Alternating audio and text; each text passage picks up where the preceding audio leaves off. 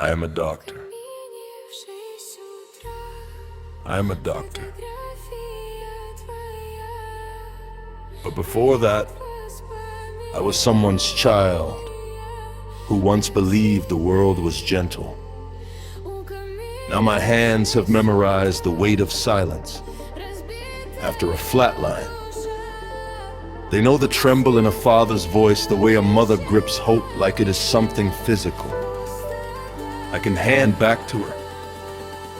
I've seen ribs opened, not in violence, but in desperate love. I have stood beside surgeons beneath blinding theater lights, watching a chest rise and fall, only because machines insisted it should. Watched steady hands enter another human being with the precision of prayer. There is something sacred about an operating room, not because it is calm, but because everything inside it is fighting. The surgeon does not shake, not when the bleeding won't stop, not when seconds stretch like fragile thread, not when a heart rests quiet in their palms and I stand there too, counting, monitoring, adjusting, as nurses move like quiet guardians anticipating disaster. Before it speaks, they catch the drop in pressure.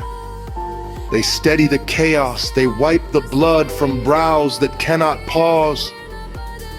We swallow our tears between patients, chart the tragedy, sign the forms, walk into the next room as if our hearts are not still in the last one. We miss birthdays, anniversaries, sleep. We learn the anatomy of sacrifice before we learn how to rest. People call us heroes, but heroes leave the battlefield when it ends. We go home haunted by the child we couldn't intubate in time, by the cancer that did not care how skilled the surgeon was, by the monitor that went silent despite every incision, every stitch, every whispered come back. I have washed blood from my wrists and still felt it there, heard phantom alarms in grocery store aisles, closed my eyes and seen faces lined up like unfinished prayers. I have delivered life in one room and pronounced death in another.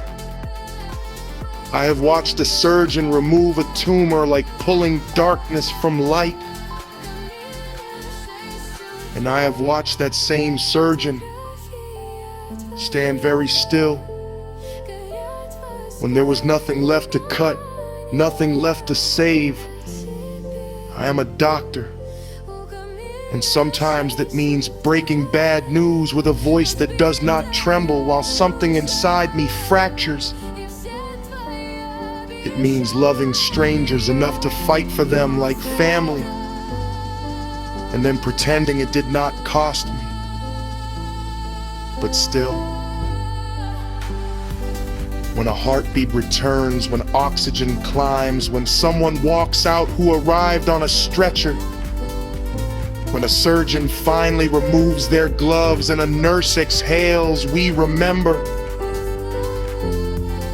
why we stay. Because beneath the horror, beneath the exhaustion, beneath the ghosts, there is this stubborn, defiant miracle that even in rooms that smell of antiseptic and fear, hope still dares to pulse. And so we return again.